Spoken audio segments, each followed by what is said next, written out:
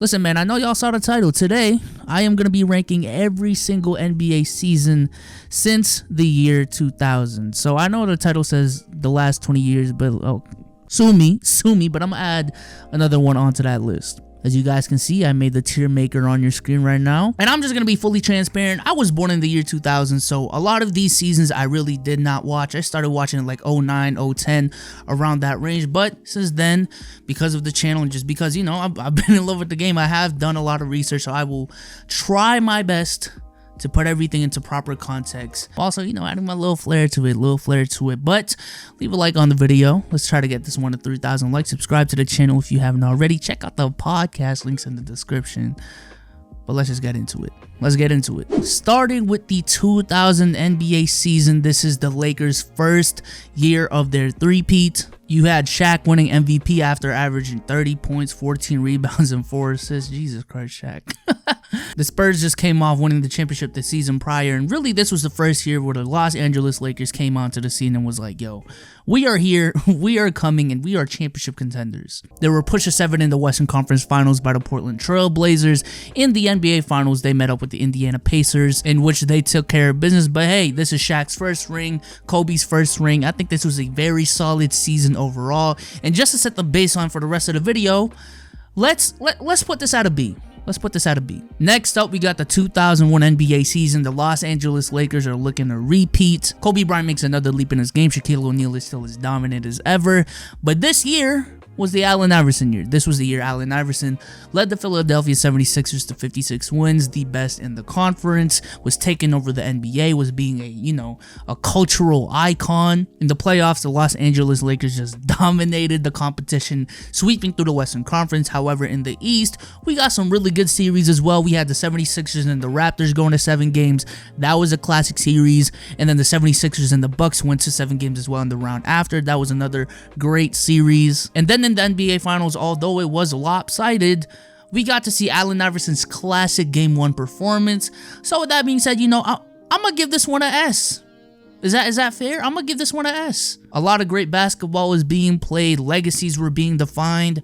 I would say this is a S tier season. 2002 we go, and the Los Angeles Lakers are looking at three-peat. They are looking at three-peat, being the first team to do it since Michael Jordan in 1998 and the Bulls. Not just Jordan, it's a team game.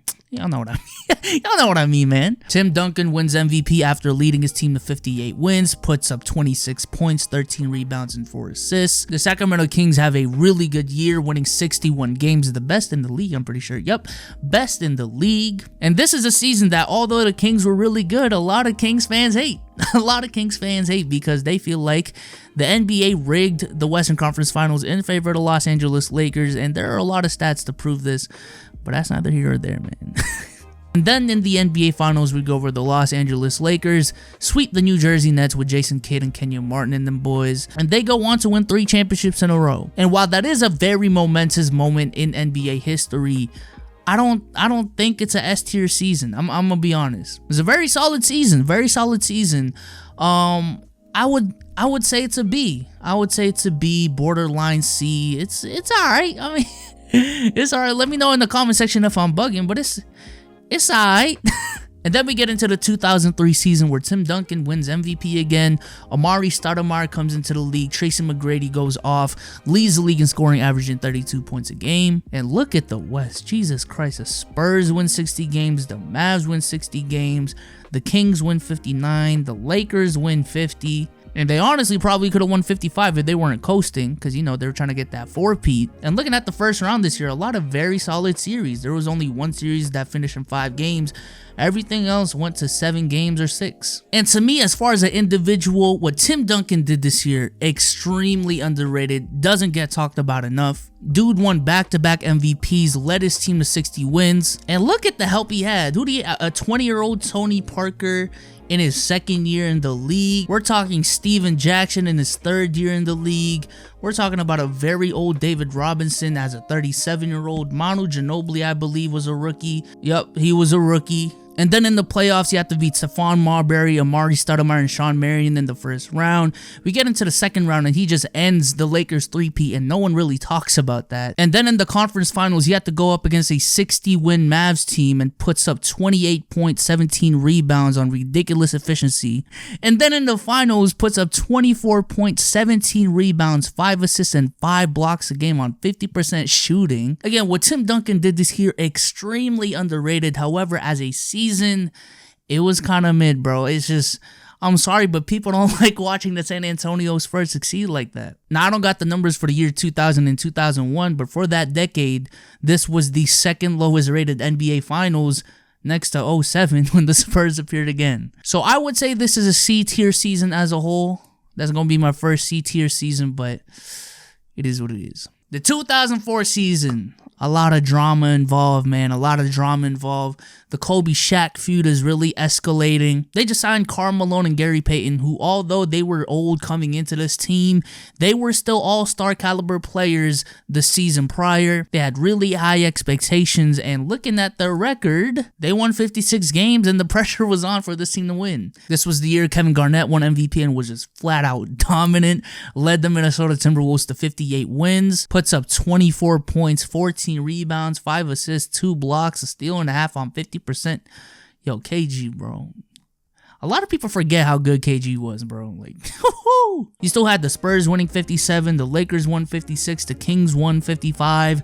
Out in the East, the Pacers are coming onto the scene, won 61 games. Honestly, never gets talked about. The Detroit Pistons win 54 games. And in the playoffs, again, a lot of very solid series. Now, the first round, a lot of 5-game series.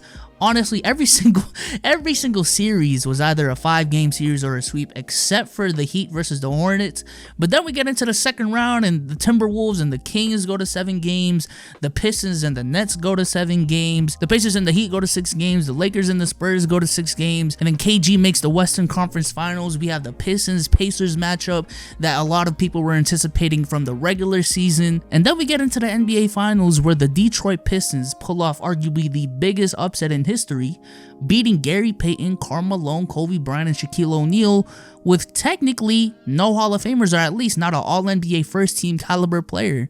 I mean, the best player they had was who? Chauncey Billups. And all due respect to Chauncey Billups, but he wasn't a Kobe, he wasn't a Tim Duncan, he wasn't a Shaq, he wasn't a KG, with all due respect. And for that season to end the way that it did, all the drama going on, all the great basketball going on, the 2004 season is a S-tier season. On to the 2005 season we go, where Shaq requests from a trade from the Los Angeles Lakers and is traded to the Miami Heat to pair up with a very young Dwayne Wade. The Miami Heat end up winning 59 games. The Detroit Pistons end up winning 54. Now, the Pacers only won 44, which was a very big dip from the 61 they won last year. But do keep in mind that this was the Malice at the Palace year. Out in the West, the usual suspects are still there, except for the Phoenix Suns, who have Steve Nash and just goes off this season. Okay, maybe not go off, because a lot of people like to debate this season, but he had a really good season, and the Phoenix Suns as a whole just came onto the scene with Steve Nash, Amari Stoudemire, Sean Marion, Joe Johnson, Jim Jackson, Quentin Richardson. This team was solid, bro. This team was solid. We have the last 2 NBA champions matching up in the Pistons versus the Spurs, and the series does go to 7 games, but honestly, Pistons versus Spurs, I mean, again, it was a great series and I wasn't there to watch it, but I would have loved to seen a Heat versus Suns matchup this year. That would have been crazy. But, you know, the NBA Finals ended up being a classic. I'm going to go A for now. That's subject to change, but I'll put it at A. On to the 2006 season we go, and honestly, this is a very solid season. The Pistons win 64 games. The Miami Heat really did take a dip, but obviously, as we know, that really didn't matter in the playoffs. Out in the West, the Phoenix Suns are still really good, and honestly, surprisingly good, because Amari Stoudemire was injured this season, and Steve Nash was still able to lead them to one of the best records in the conference. The Spurs won 63 games. The Mavs won 60 games. Kobe averages 35 this year. To me, this is the first true, like, LeBron year where he's, like, a very dominant figure in the league. Puts up 31 31 points, 6.6 assists, 7 rebounds, a steal and a half, a block a game on ridiculous efficiency. In the playoffs, again, a lot of really great series, and obviously the highlight of this year was Dwayne Wade. Dwayne Wade putting off a Jordan-esque performance in the NBA Finals. And just the playoffs in general, but specifically in the finals, dude averaged 35 points, 8 rebounds, 4 assists, 3 steals on 47% from the field.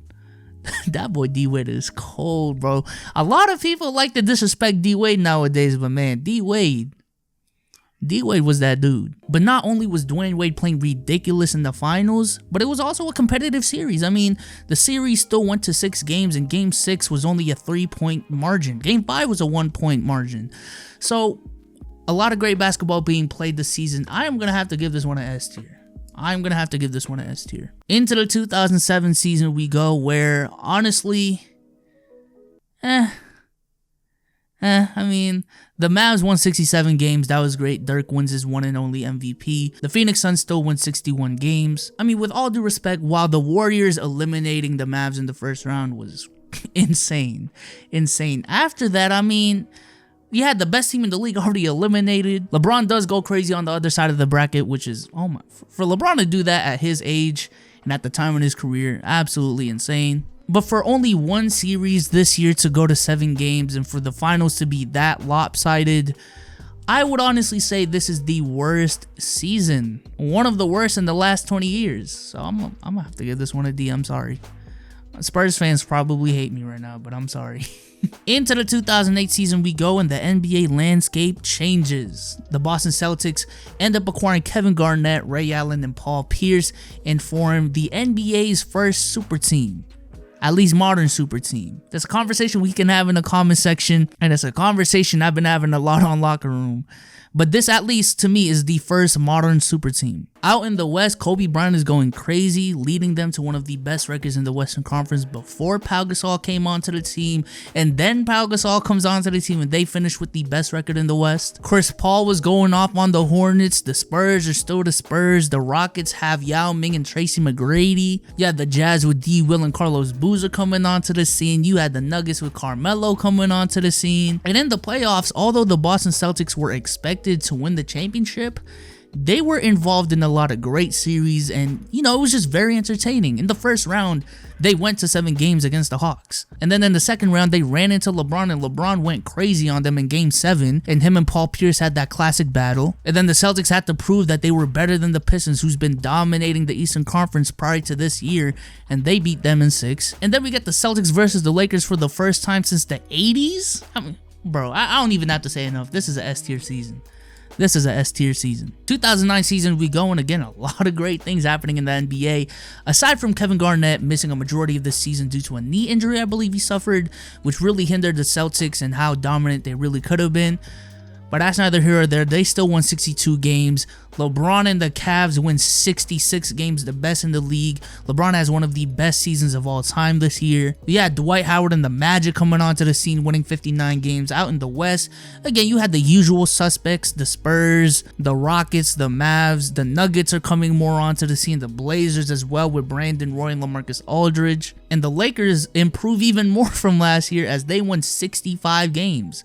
Absolutely ridiculous. And then the playoffs, a lot of great basketball being played once again. I believe I don't know if Dom 2K finished his series, but he literally has a series on this channel making argument that the first round matchup between the Celtics and the Bulls is the greatest series of all time. And that's in the first round. We got the Magic and the Celtics in the second round, and that goes to 7 games with the Magic pulling off the upset. We got the Cavs with LeBron going up against Dwight in the Eastern Conference, and LeBron averages 39 points, 8 rebounds, and 8 assists on 40. Oh my, LeBron, Jesus Christ. I know, just LeBron. Relax. Relax. You're only 24, bro. What the fuck? LeBron's ridiculous. And then in the finals, although it was a lopsided victory, for Kobe to be able to prove that he can win a championship as a first option without Shaq was a very big deal. I'm gonna have to put this one at S as well. It might go to A, but I'll stick it in that S for now. The 2010 season is honestly pretty similar to the 09 season, except you're not getting these crazy amount of wins from these certain teams. Like the Magic still won 59, but the Cavs still a 61 win season, but it's not the 66 from the year prior. The Celtics jump all the way down to a 50-win team. The Lakers jumped down from 65 to 57. So the regular season might not have been as good, but the playoffs, arguably better. I would say better. I would say better. You had the Boston Celtics upsetting the Cleveland Cavaliers. I don't care what anyone says. That was an upset. That was an upset. You had the Lakers and the Suns in the Western Conference Finals. Kobe going. I know you remember that, bro. He went like this. Bro, I remember watching that game, and that dude, Kobe. Hey. You had the Magic and the Celtics in the conference finals, and Rondo diving for the ball, crossover, put it up. Crowd goes crazy. I love this season. And then we get a Lakers-Celtics matchup in the finals, a rematch, and it goes to 7 games. S tier. S tier. Matter of fact, I might move down 09 to an A for now. It's really close to an S, but 2010 was just 09 but better to me. So I'm gonna go with that. All right, one more decade to go. Leave a like now. Now 2011, the NBA landscape changes once again. LeBron James, Chris Bosh, and D Wade team up in Miami. They go on to win 58 games. Derrick Rose becomes the youngest MVP in NBA history, leads the Bulls to 62 wins. The Boston Celtics still win 56. Amari Stoudemire signs with the Knicks, and then Carmelo Anthony gets traded at the trade deadline. This was really the first year the Oklahoma City Thunder came to the scene. They won 55 games as well. The Lakers are still at the top of the conference. The Mavs are still there. The Spurs are still there. And honestly, there wasn't really a lot of 7-game series. As a matter of fact, there was only one 7-game series in the playoffs. But just how certain teams dominated over other teams was very interesting to watch. The Heat took down the Celtics in 5 games, and that was a crazy moment because, you know, D Wade, LeBron, and Bosh have spent so much of their career just trying to get over the Celtics. They team up and finally beat them and just dominate them. That hurt for me to say. You had the Mavs sweeping the Lakers, preventing them from three-peating. We get to the Western Conference Finals, and the Mavs dominate the Thunder in 5 games. The Heat dominating the Bulls in 5 games, although they had the MVP in Derrick Rose. And then we get into the NBA Finals, man. And next to 2004, you could say this is, one of the biggest upsets in history because the Mavs really should not have beaten the Miami Heat, especially going into the season and all the expectations that the Heat had. So I'm going to say this is an S-tier season. Into the 2012 season we go, and this was the lockout season. Teams only played 66 games. The NBA didn't start till Christmas. And honestly, while LeBron really did have a dominant regular season, it was just kind of a, all right, let's just give it to LeBron type of MVP. Chris Paul gets traded to the Clippers, and in the playoffs, there really were a lot of competitive series. It was a good playoff, it was a good playoff season. The Heat and the Celtics go to 7 games. That was a classic to me. The Celtics and the 76ers, I still remember that series. However, I do think it's a shame that we never really truly got to see how good the Chicago Bulls were this season, at least in the playoffs, because Derrick Rose tore his ACL in the first round versus the 76ers. LeBron captures that elusive first title against the Oklahoma City Thunder with KD, Russ, and Harden. And it was a good season, but the fact that 1, it was a lockout year. Number 2, Derrick Rose goes down in the first round due to an ACL injury. And number 3, the finals was just a 5-game series. I would like to put it as an A type season, but I'm going to put it at B. There you go. The 2013 season, man, a full season finally after that lockout year. The Miami Heat win 66 games. This is at the peak of their powers. Out in the West, the Spurs win 58, the Grizzlies win 56, the Clippers win 56, the Thunder win 60, the Nuggets win 57. That Western Conference, oh my God, bro. James Harden gets traded to the Rockets, and he leads them to 45 games. The Dwight Howard Kobe Lakers are formed, and although it was a very upsetting team, it was a very frustrating team to watch. What Kobe did in the latter half of the season, truly phenomenal. This was also the New York Knicks at their peak.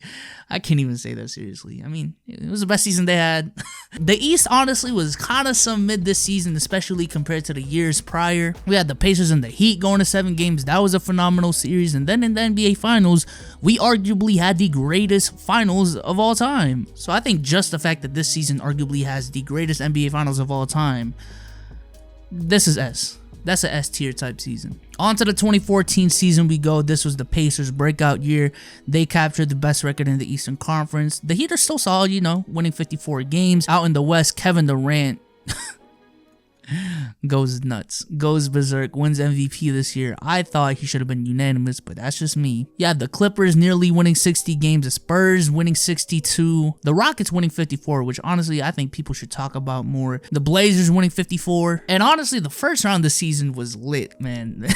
It was lit. The Nets and the Raptors went to 7, the Pacers and the Hawks went to 7, the Clippers Warriors went to 7, the Thunder Grizzlies went to 7, the Spurs Mavs went to 7, the Blazers and the Rockets went to 6, but Damian Lillard hit that game winner in game 6. Second round was it was The conference finals, very competitive series, but you know, nothing too climactic. In the finals, really not climactic at all, but how the Spurs dominated the Heat after the finals they had last year, which was arguably the most competitive series of all time, and how they dominated them this year was definitely surprising. Honestly, if the finals was more competitive, I would give this one an S, but I'm gonna give it an A. On to the 2015 season we go, and again, another power shift in the NBA. The Golden State Warriors really just come out of nowhere and win 67 games. Steph Curry becomes the biggest thing in the NBA. James Harden and the Houston Rockets go crazy, win 56, and James Harden, it's more specifically James Harden, goes crazy this year. The Clippers are still there, they win 56. The Spurs are still there, they win 55. The Grizzlies win 55. The Eastern Conference, again, the Atlanta Hawks come out of nowhere and win 60 games. And also, this was the year that the Cleveland Cavaliers got back LeBron James in free agency. They traded Andrew Wiggins for Kevin Love. Kyrie is still there. And the Cleveland Cavaliers were supposed to be the super team of this year. In the playoffs, you had LeBron going crazy in the Eastern Conference, and in the West, a lot of very competitive series. The Rockets and the Clippers go to 7 games. I know y'all remember the Clippers-Spurs series that year in the first round. And then we get into the NBA Finals, and we got the exact matchup we wanted with the Warriors versus the Cavs, except Kyrie Irving got injured in Game 1, and Kevin Love wasn't even there. And the Warriors do go on to win their first championship of many in the next couple years, and I would put this as a S tier if Kyrie and K Love were there in the finals, but it was still a very solid season. I'm gonna give it an A. 2016, do I even need to say more? I'm just gonna link the video right here where I literally made the argument that this is the greatest season of all time. You had the Warriors breaking the all-time record. This was Kobe's farewell tour. You had one of the greatest dunk contests of all time. I believe this is KG's farewell tour as well. This is Tim Duncan's farewell tour as well. Steph Curry wins unanimous MVP. The Spurs won 67 games this year, and no one talked about it because of the amount of storylines just going on throughout the league. The Thunder get back KD and win 55 games. You had the Western Conference Finals that went to 7 games with the Thunder blowing a 3-1 lead, and obviously the NBA Finals. I mean, the 2016 NBA Finals, that's literally all I have to say. This is a S tier season. 2017, Kevin Durant goes to the Warriors. Kevin Durant goes to the Warriors after they just won 73 games and just went to the finals and was one shot away from winning the NBA Finals. And that just, again, another big power shift in the NBA. And honestly, while the playoffs were extremely predictable, this is probably the most predictable playoffs of all time, at least, you know, out of all of the ones on this list. The regular season, however, I think was very underrated to me. I think it was very underrated. Just watching the Warriors play phenomenal basketball was insane. But then we also had one of the best and closest MVP races of all time, with James Harden and Russell Westbrook going at it. James Harden puts up 29 points, 11 assists, and 8 rebounds a game and leads the Rockets to 55 wins. Russell Westbrook averages a 30-point triple-double and leads the Thunder to 47 wins. Isaiah Thomas was going off this year. This was his peak year. He went off in the playoffs. I'm gonna have to put this one at B just because it was so predictable. But I really do think the regular season is one of the most underrated regular seasons of all time. But that's just me. That is just me. On to the 2018 season we go, where the Houston Rockets win 65 games. James Harden wins MVP after they get Chris Paul. The Raptors win 59 games in the Eastern Conference. The Warriors still win damn near 60 games. 2018 LeBron. Again, that's one of those statements that should be enough. We had that crazy Western Conference Finals matchup with the Warriors and the Rockets. And while that was very interesting, and while the Eastern Conference Finals as well was very interesting with Jason Tatum and Terry Rozier and them boys going to the Eastern Conference Finals after they lost Kyrie and Gordon Hayward, at the end of the day, we got the Warriors and the Cavs once again for what, the 4th straight year in a row now? It just seemed like another year where the expected happened. I'm gonna be honest. A solid year, but I'm gonna have to put this one at B as well. 2019 we go. 2019 we go. The Warriors are still there. The Denver Nuggets are coming onto the scene. The West, honestly, this year, while you still had to win 48 games to make the playoffs, it wasn't as strong as it's been the past couple of years. The East, however, very interesting, and in hindsight, a very underrated year. Very underrated year. You had Giannis winning his first MVP with the Bucks winning 60 games. The Raptors won 58. The Sixers only won 51, but in hindsight, that team with Jimmy Butler, one of the most underrated teams the past 5 years. I'm being dead ass when I say that. You had the whole Boston Celtics drama going on and how much they were underperforming, but it was still very interesting to watch them play. And in the playoffs, there was just so many fun series happening. We had the Blazers and the Thunder in the first round. That was insane, bro. NBA Twitter was going ridiculous. In the second round, the Blazers and the Nuggets went to 7 games, but honestly, the main attraction that series was the Raptors and the Sixers, who also went to 7 games, and Kawhi had that crazy three-pointer in Game 7. Even the Bucks and the Celtics, although that series finished in 5 games, the meltdown that the Celtics had was just... it was fun for others, but it wasn't for me.